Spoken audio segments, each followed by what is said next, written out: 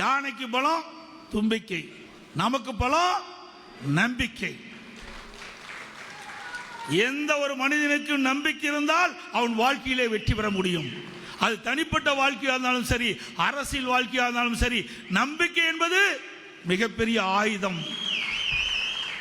அந்த நம்பிக்கை இருந்தால் நிச்சயமாக ஒவ்வொருவரும் வாழ்க்கையிலே வெற்றி பெறலாம். அது அரசியலும் சரி, தனிப்பட்ட வாழ்க்கையிலும் சரி. அதை நாம் உணர வேண்டும். அதே போல எனக்கு முன்னாலே பேசியில் குறிப்பிட்டதை போல இன்றைக்கு தமிழகத்திலே பல்வேறு பிரச்சனைகள் இருந்து கொண்டிருக்கின்றது மக்களுக்கு.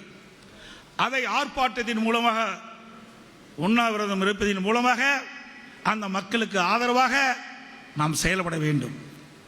ஆக அங்கிருக்கின்ற பிரச்சனையை முன்னிறுத்தி மக்களுடைய ஆதரவை திரட்டி நாம் ஆர்ப்பாட்டம், உண்ணாவிரதம் போன்ற நிகழ்வுகளை நீங்கள் ஏற்படுத்த வேண்டும் என்று இந்த நேரத்தில் அன்போடு கேட்டுக்கொள்கின்றேன்.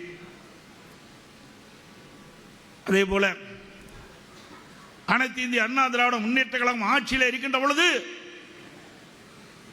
எவ்வளவோ பிரச்சனைகள் இருந்தது, அத்தனையும் சமாளித்து தீர்வு கொண்டோம்.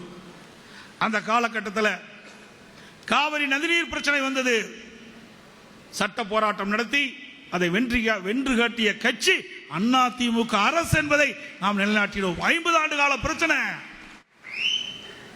சேலம் மாவட்டம் 4 சட்டமன்ற தொகுதியில் வறட்சியில் இருக்கின்ற அந்த பகுதியில் இருக்கின்ற மக்களுக்கு ஒரு பசுமையான பகுதி உருவாக்க வேண்டும் என்பதற்காக வறண்ட ஏரிகள் 100 வறண்ட ஏரிகளை நீர் நிரப்புகின்ற திட்டம், அதுவும் அதிமுக ஆட்சியில் கொண்டு வந்த திட்டம் தான். கொரோனா காலத்தில் எல்லா குடும்ப அட்டைக்கும் 1000 ரூபாய் கொடுத்தது அதிமுக தான். 11 மாத காலம் அந்த ஏழை எளிய ஒடுக்கப்பட்ட மக்களுக்கு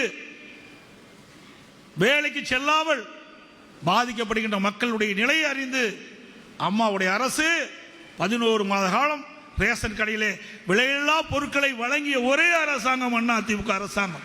அரிசி, சர்க்கரை, எண்ணெய் அனைத்தும் இலவசமாக கொடுத்தது அரசாங்கம் அதிமுக அரசாங்கம். அது மட்டும் இல்ல, கொரோனா காலம் ஏழை எளிய மக்களுக்கு வேலை இல்லை, அவர்கள் பசியாற வேண்டும் என்பதற்காக அம்மா உணவகத்திலே நாள் ஒன்றுக்கு சுமார் 7 லட்சம் பேருக்கு 3 வேளையும் சுட சுட விலை இல்லாமல் கொடுத்த ஒரே அரசாங்கம் அதிமுக அரசாங்கம். இன்றைக்கு மேடையிலே வீட்டுக்கின்ற அமைச்சர் பெருமக்கள், முன்னாள் அமைச்சர் பெருமக்கள், இப்போ இருக்கலாம் முன்னாள் அமைச்சராகிட்டாங்க, அப்போ அமைச்சராக இருந்தாங்க, சட்டமன்ற உறுப்பினர்கள் அப்பொழுது இருந்தவர்கள்லாம், கழக நிர்வாகிகள் கொடுக்கப்பட்ட பாலங்கள், தடுப்பு அணைகள் அனைத்தும் கட்டி கொடுத்தேன். வரலாற்று சிறப்புமிக்க திட்டம். பல ஆண்டுகளாக ஏரி, குளம், அணைகள் எல்லாம் தூர்வாரப்படாமல் இருந்தது. குடிமராமத்து திட்டத்தை கொண்டு வந்து விவசாயிகளுடைய வயிற்றிலே பால் வார்த்த அரசாங்கம். 1 ரூபா செலவு இல்லாமல் விவசாயிகள் பங்களிப்போடு குடிமராமத்து திட்டம் என்ற ஒரு அற்புதமான திட்டத்தை கொண்டது விவசாய பங்களிப்போடு அந்த திட்டத்தை நிறைவேற்றினோம். அந்த திட்டத்தின் மூலமாக ஏரி ஆழப்படுத்தப்பட்டது. அந்த ஏரியில் அள்ளப்படுகின்ற வண்டல் மண் விவசாயியுடைய நிலத்திற்கு இயற்கை உரமாக பயன்படுத்தப்பட்டது. அதனால் விளைச்சல் பெருகியது. அப்படி அற்புதமான திட்டத்தை கொண்டு வந்த அரசாங்கம் அதிமுக அரசாங்கம். இப்படி ஏராளமான திட்டங்களை வாரி வழங்கிய அரசாங்கம் அதிமுக அரசாங்கம்.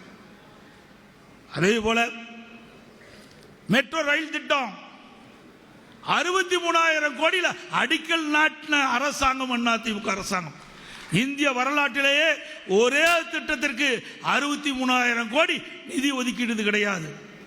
அந்த வரலாற்றை படைத்ததும் அதிமுக அரசாங்கம் தான்.